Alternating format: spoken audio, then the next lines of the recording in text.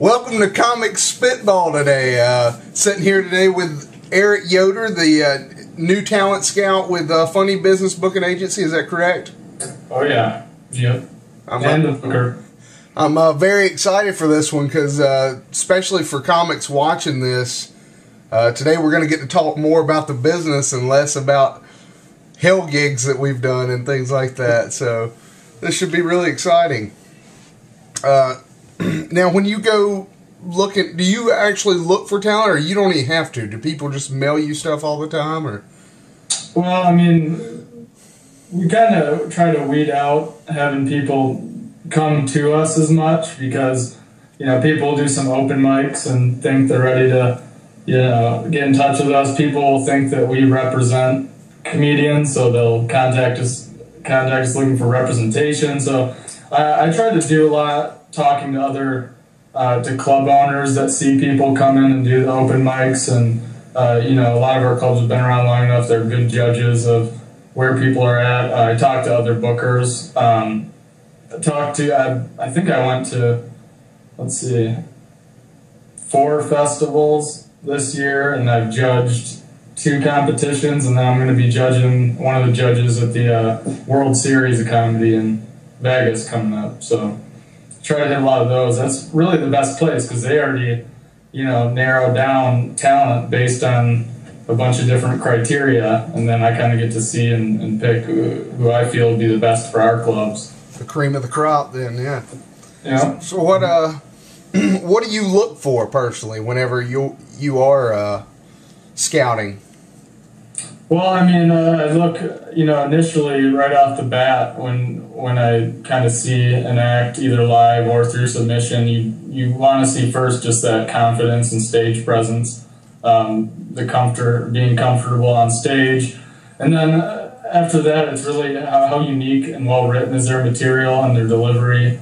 Is this something you can tell that they're passionate about and put a lot of time into, or is this just like I like having people look at me and like to be on stage thing?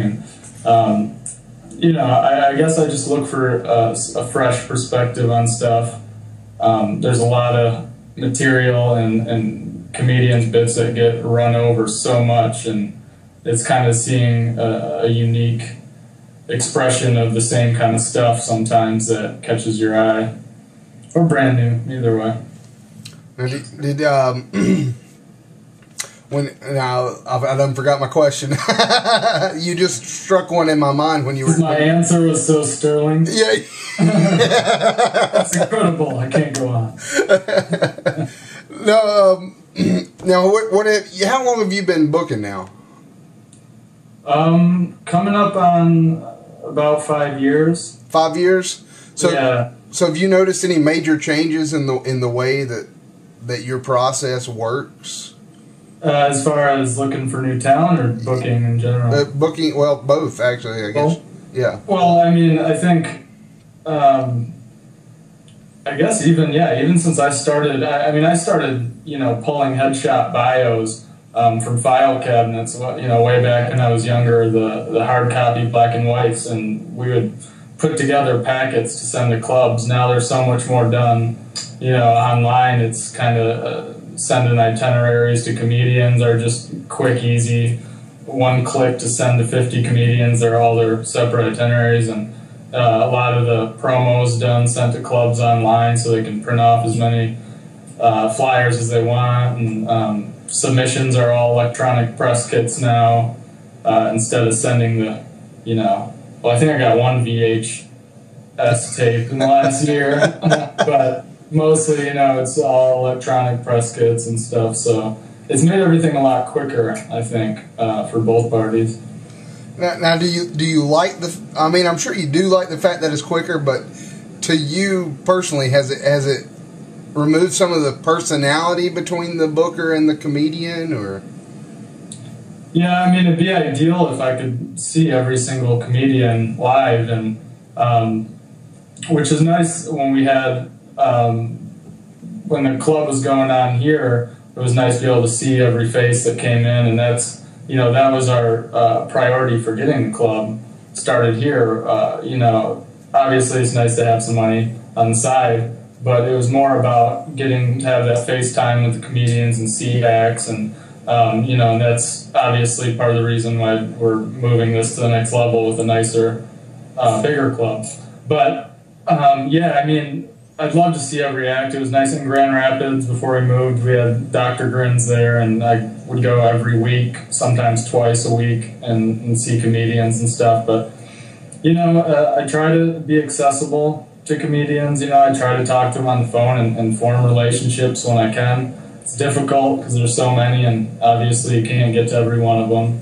But, I think if you put a little effort in, you at least can connect on some level. But, yeah, when it comes to submissions, I mean, I can't shake their hand and be like, oh, thanks for submitting, Well, I have to say, I think I've even told you this before, I think you're one of the best on doing that, on making the contact and getting back with people, because, like, I know that there's... In Asheville, they do the Tomato Tuesdays, and you're out there, what, every week or every other week? You frequent it a lot. Yeah, I try to make it every week. And you're always honest, whether it's good or bad. Yeah. But I enjoyed that about you. You do make a personal connection. Before I even met you face to face, we were talking on Facebook and stuff, and then you came out to Tomato Tuesdays, and that's a lot of respect gained right there. I feel anyway that you take the time and put the effort in to do that. Yeah, I mean, I don't know. I hear so much about the people that just will kind of string guys along or say, yeah, we'll use you for something just so they have like a backup or somebody in case. But I mean, for new submission stuff, especially if somebody's not ready, I'll just say, I see you're passionate about it, get back in touch with me, or, this is what, these are the reasons why I don't feel comfortable or confident putting you on stage. It's a waste of everybody's time to, to try to keep somebody on the line, or, I enjoy my interactions with comedians.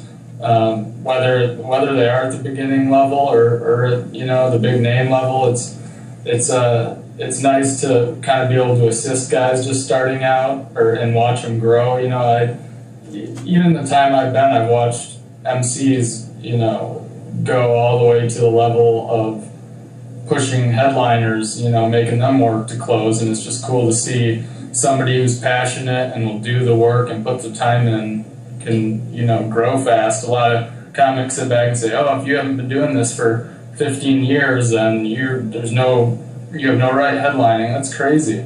You're hilarious, and why not? Yeah. So. Yeah. Well, I mean that's kind of seems how it is. I think you do have to have a growing period for sure. Experience is huge. Yeah. Yeah, but when I started doing it back in 2003, all the comics around were saying, 7 years, or 5 years, you're gonna be doing this in 5 years, and then at this point, and the longer you find out, you're not. You're gonna do it when you're supposed to do it, and exactly. Yeah, it's what you put into it. Exactly.